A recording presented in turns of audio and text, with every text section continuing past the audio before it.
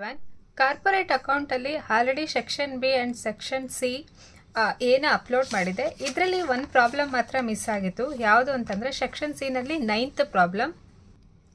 ಇಲ್ಲಿ 9th problem ಏನಿದೆ ಅಂತಂದ್ರೆ following the balance sheet of Shakti limited as on 31st March 2022 liabilities amount assets amount ಕೊಟ್ಟಿದ್ದಾರೆ. Liabilities ಅಲ್ಲಿ ಏನೇನಿದೆ ಅಂದರೆ share capital 15 lakh, reserves and surplus 3,75,000, creditors 6,25,000 ಇದೆ. And assets ಅಲ್ಲಿ fixed assets 10 lakh, current assets 12,50,000, investment 2,50,000. Total ಎಷ್ಟು ಅಂತಂದ್ರೆ total 25 lakh and 25 lakh ಇದೆ. ಅದ್ರ ಮೇಲೆ ಅಡ್ಜಸ್ಟ್ಮೆಂಟ್ ಕೊಟ್ಟಿದ್ದಾರೆ. The investment are 8% government bonds. The net profit after taxation for the past 4 years were rupees 3,92,500 and rupees 3,42,500 and rupees 4,25,000 and rupees 4,30,000 respectively ಅಂತ last 4 years profit ಕೊಟ್ಟಿದ್ದಾರೆ. Normal rate of an average capital employed is 20%. Calculate good will at 3 years purchase of the super profit. So ಇಲ್ಲಿ ಶಕ್ತಿ limited company balance sheet ಕೊಟ್ಟಿದ್ದಾರೆ. ಅದ್ರ ಜೊತೆಗೆ past 4 years profit ಕೊಟ್ಟಿದ್ದಾರೆ. And normal rate of on average capital employed 20% ಇದೆ. ಇದ್ರ ಮೇಲೆ ನಾವು 3 yearsಗೆ good ವಿಲ್ನ ಎಷ್ಟಾಗಿದೆ ಅಂತ ಕ್ಯಾಲ್ಕುಲೇಟ್ ಮಾಡಬೇಕು. 12 marks ಕ್ವಶನ್ ಯಾವ ರೀತಿ ಅಂತ ನೋಡೋಣ.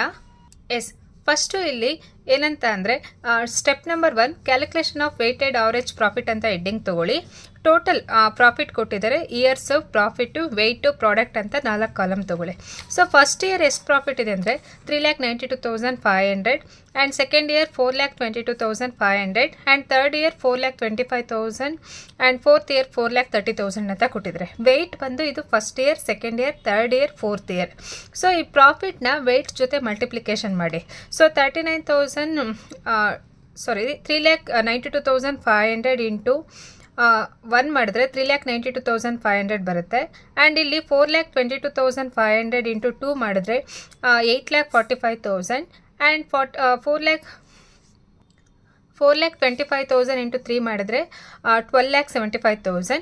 4,30,000 ಇಂಟು 4 ಮಾಡಿದ್ರೆ 7,20,000 ಬರುತ್ತೆ. ಇದನ್ನು ಟೋಟಲ್ ಮಾಡಿದ್ರೆ ನಮಗೆ ಎಷ್ಟು ಬರುತ್ತೆ ಅಂದರೆ 42,32,500 ಬರುತ್ತೆ. ಇದು total product and total weight. So ಈಗ ಟೋಟಲ್ ವೆಯ್ಟೆಡ್ ಅವರೇಜ್ ಪ್ರಾಫಿಟ್ನ ಯಾವ ರೀತಿ ಕ್ಯಾಲ್ಕುಲೇಟ್ ಮಾಡೋದು ಅಂತ ಅಂದರೆ total product divided by total weight ಮಾಡಬೇಕು. ಟೋಟಲ್ ಪ್ರಾಡಕ್ಟ್ ಎಷ್ಟಿದೆ ಅಂತ ಅಂದರೆ ಇಲ್ಲಿ 42,32,500 ಡಿವೈಡೆಡ್ ಬೈ 10 ಮಾಡಿದ್ರೆ ನಮಗೆ 4,23,250 is the weighted average profit ಬರುತ್ತೆ. 4,23,250. ಇಲ್ಲಿ ಸ್ವಲ್ಪ ಮಿಸ್ಟೇಕ್ ಆಗಿದೆ. ಏನಂತಂದರೆ ಇದು 42,32,500 ಡಿವೈಡೆಡ್ ಬೈ 10 ಮಾಡಿದ್ರೆ ವೆಯ್ಟೆಡ್ ಅವರೇಜ್ ಪ್ರಾಫಿಟ್ ಬಂತು. ಅದಾದಮೇಲೆ next calculation of adjusted average ಪ್ರಾಫಿಟ್ನ ಮಾಡಬೇಕು. ಯಾವ ರೀತಿ ಅಂತ ಅಂದರೆ adjusted average profit is equal to average profit minus interest on investment.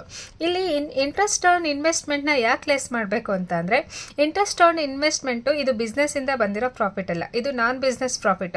ಅಂದರೆ ಇಲ್ಲಿ ಇನ್ವೆಸ್ಟ್ಮೆಂಟ್ಗೆ ಇಂಟ್ರೆಸ್ಟ್ ಬಂದಿದೆ.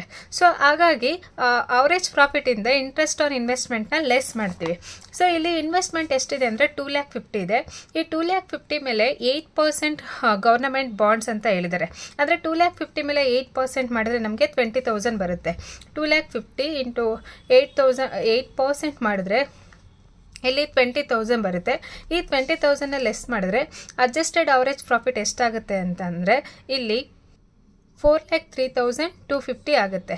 ಸೊ ಇಲ್ಲಿ 4,03,250 is the adjusted average profit. ಇದಾದಮೇಲೆ ನೆಕ್ಸ್ಟು ಕ್ಯಾಲ್ಕುಲೇಷನ್ ಸ್ಟೆಪ್ 2 ಬಂದು ಕ್ಯಾಲ್ಕುಲೇಷನ್ ಆಫ್ ಕ್ಯಾಪಿಟಲ್ ಎಂಪ್ಲಾಯ್ಡ್ ಮಾಡಬೇಕು.